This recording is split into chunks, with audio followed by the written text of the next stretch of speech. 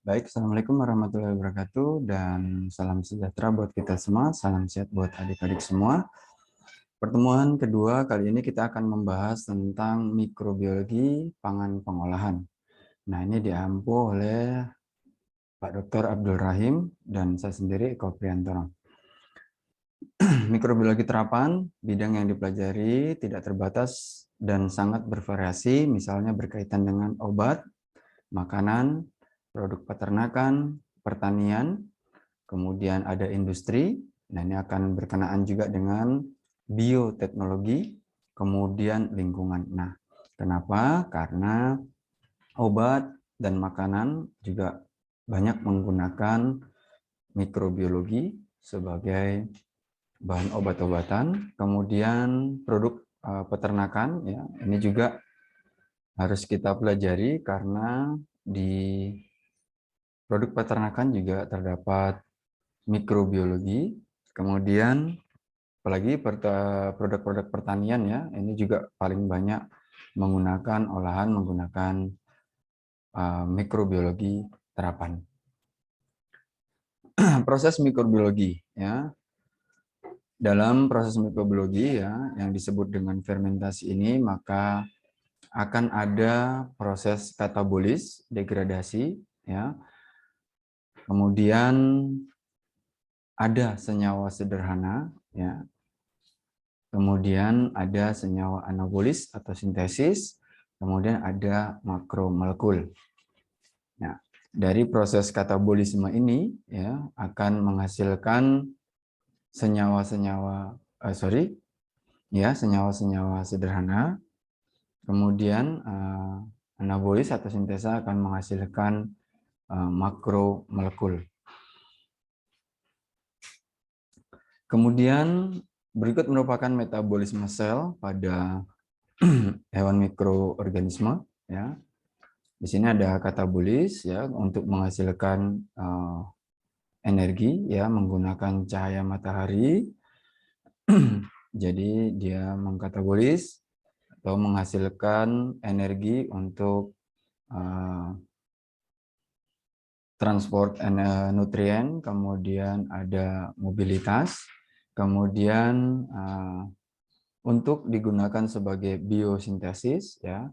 Kemudian daripada biosintesis nutrien ini akan diubah menjadi anabolis, menjadi makromolekul. Nah, selebihnya juga akan terbuang ya melalui proses fermentasi asam ya. Di sini ada limbah atau buangan daripada produk yang dihasilkan oleh katabolisme ini adalah asam, alkohol, kemudian CO2, kemudian ada reduksi daripada elektron aseptor. Nah, mengapa mikrobiologi melakukan proses mikrobiologi?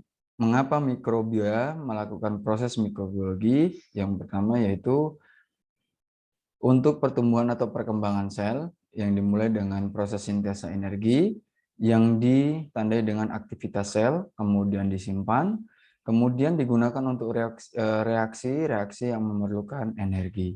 Yang kedua, pembentukan komponen sel daripada si mikrobia. Komponen bahan makanan ya terdiri dari 3 produk. Yang pertama adalah karbohidrat, protein, dan lemak. Nah, karbohidrat itu terdiri dari polisakarida, kemudian tridimonosakarida, kemudian gula alkohol. Ya, biasanya adalah gula, kemudian alkohol. Nah, protein atau nitrogen non protein, ya. Kalau protein ini ada protein dan peptida, kemudian asam amino, kemudian urea, kemudian kreatin, kemudian trimetilamin oksida. Nah, kalau lemak akan menghasilkan triglycerida, kemudian ada fosfolipid, asam lemak, sterol. Ya. Nah, dari 3 produk bahan ini akan menghasilkan metabolisme mikrobia. Yang pertama adalah heterotropik, kemudian menggunakan senyawa-senyawa organik, dan yang kedua adalah kemoorganotropik yang menggunakan senyawa organik untuk menghasilkan energi. Maka mikrobia ini lebih banyak menggunakan karbohidrat yang terdiri dari polisakarida dan beberapa produk lainnya. Ini pilihan dari mikroba ya, karena mungkin lebih mudah dicerna ya, kemudian lebih mudah dirombak susunan daripada kimianya. Komposisi senyawa dalam makanan, yaitu makanan hasil nabati kaya karbohidrat ya, umbi-umbian, kemudian kecuali kaya protein yaitu kacang, kaya lemak, biji-bijian. Ya. Nah, ini ada makanan hasil nabati yang kita peroleh adalah karbohidrat termasuk umbi-umbian, kemudian kecuali kaya protein misal kacang-kacangan dan kaya lemak beberapa biji-bijian. Yang kedua, makanan hasil hewani kaya protein dan lemak, daging ya, ikan. Nah, ini kaya protein dan lemak. Kemudian kaya protein dan karbohidrat itu adalah susu, hati, dan oyster. Yang ketiga, makanan hasil olahan pabrik atau industri kaya semua nutrien sehingga baik untuk pertumbuhan mikroba. Nah, ini kalau sudah diolah ya. Makanan yang sudah diolah ternyata kaya nutrien untuk si mikroba. Pertumbuhan mikrobia pada bahan makanan. Makanan kaya karbohidrat digunakan karbohidrat, makanan kaya protein dan karbohidrat digunakan karbohidrat terlebih dahulu. Nah, ini posisi apabila kita memperoleh pertanyaan, manakah yang terlebih dahulu digunakan oleh mikrobia atau bakteri sebagai fermentor misal, sebagai fermentor daripada produk hasil pertanian misal. Maka bahan yang terlebih dahulu digunakan adalah karbohidrat apabila memang dia karbohidrat ya karbohidrat yang digunakan. Misalnya adalah beras ya atau pada fermentasi tape ya atau ubi yang dibuat tape, maka karbohidratnya yang diubah terlebih dahulu menjadi gula dan asam. Kemudian makanan kaya protein dan karbohidrat yang digunakan adalah karbohidrat terlebih dahulu ya kemudian baru proteinnya. Nah, dari sini akan terjadi perubahan dari karbohidrat, asam, kemudian pH-nya turun. Nah, ini efek dari proses metabolisme yang dilakukan oleh si mikrobia. Nah, menghambat pertumbuhan mikrobia, degradasi protein. Nah, ini ya, aplikasi penambahan karbohidrat pada produk olahan daging. Nah, ini akan menghambat kerusakan pada protein. Oke. Proses mikrobiawi, ya, makanan substrat yang terdiri dari karbohidrat, gula, lemak, protein, dan lain sebagainya. Kemudian terjadi reaksi metabolik, akan menghasilkan energi, dan akan menghasilkan produk metabolit. Yang pertama adalah sintesa komponen sel, kemudian dilepas ke lingkungan. Ada dua ya, produk metabolitnya ini biasanya disintesa oleh komponen sel, kemudian yang satunya akan dilepas ke lingkungan. Nah, macam produk metabolit bervariasi tergantung dari macam substrat yang digunakan, kemudian macam mikrobia yang dikembangbiakkan, kondisi lingkungan yang mendukung atau tidak mendukung, kemudian jalur metabolik yang digunakan. Nah, ini akan menjadi macam-macam produk metabolit yang dihasilkan. Macam-macam produk metabolit, ya, karbohidrat.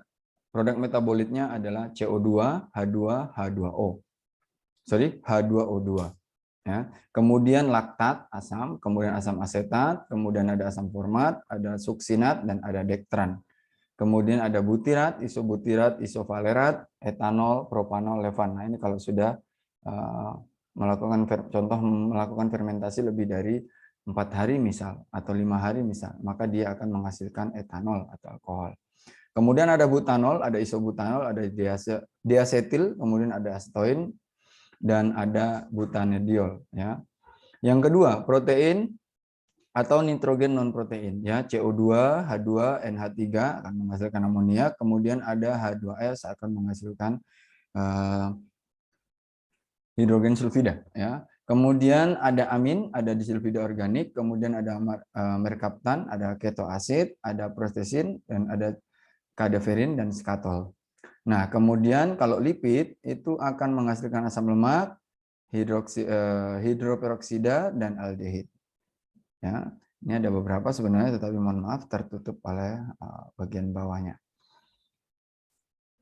Kemudian faktor yang berpengaruh terhadap macam-macam produk metabolit, yaitu yang pertama macam substrat. Nah, mikrobia yang sama, substrat berbeda, misal karbohidrat dan protein, maka produknya akan berbeda yang dihasilkan.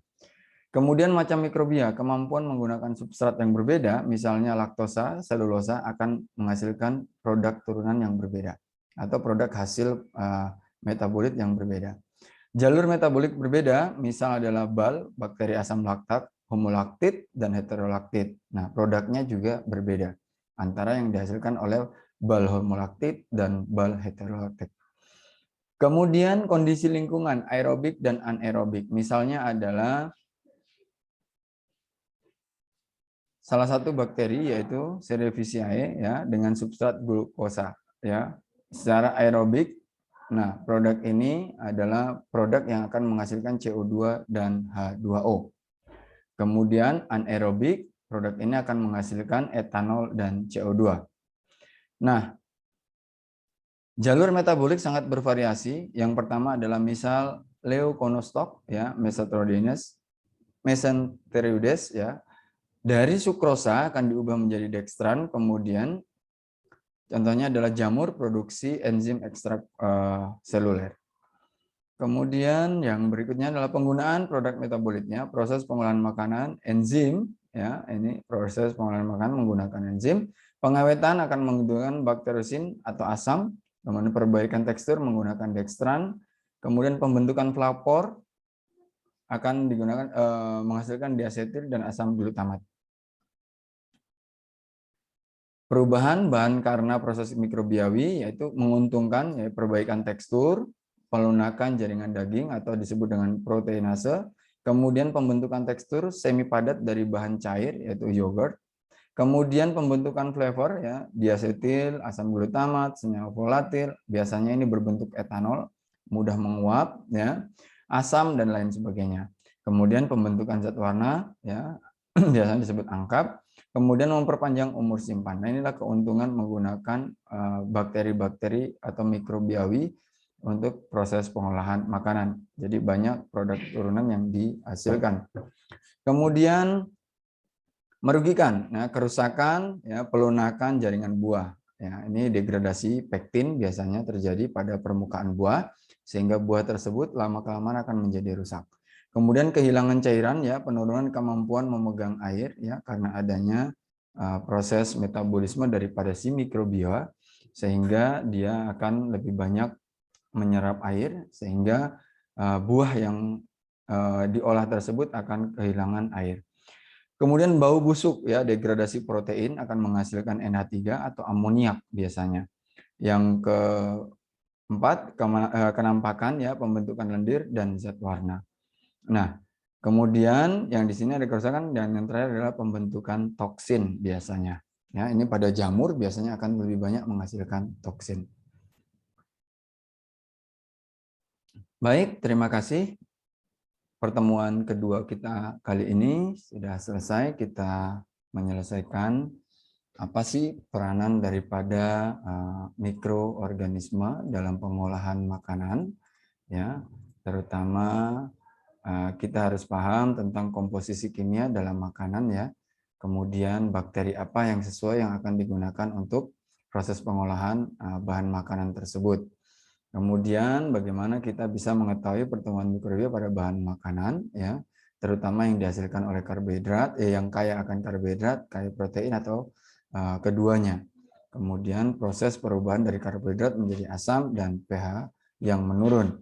Nah, ketika pemberian karbohidrat pada permukaan daging ini akan menambah proses daya simpan daripada si daging karena karbohidrat dapat menghambat pertumbuhan mikrobia yang akan mendegradasi protein.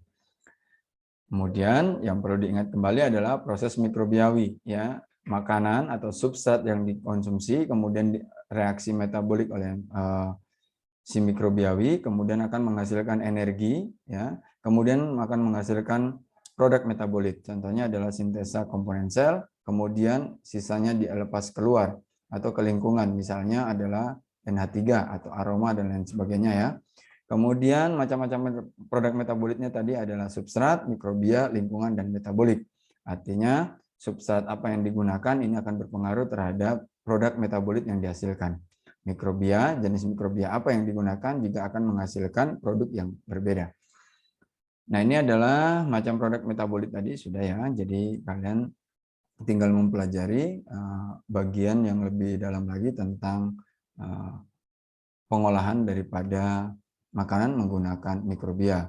Ya, jangan lupa juga faktor yang berpengaruh terhadap produk-produk metabolit yang dihasilkan. Penggunaan produk metabolit ya pada proses makanan adalah enzim, pengawetan adalah bakteriosin, asam ya, kemudian perbaikan tekstur juga sudah tadi saya jelaskan. Harapannya materi ini bisa kalian pahami dengan lebih mudah. Demikian saya akhiri, billahi taufiq wal hidayah. Assalamualaikum warahmatullahi wabarakatuh. Salam sehat buat kalian kita semua. Semoga pandemi segera berakhir.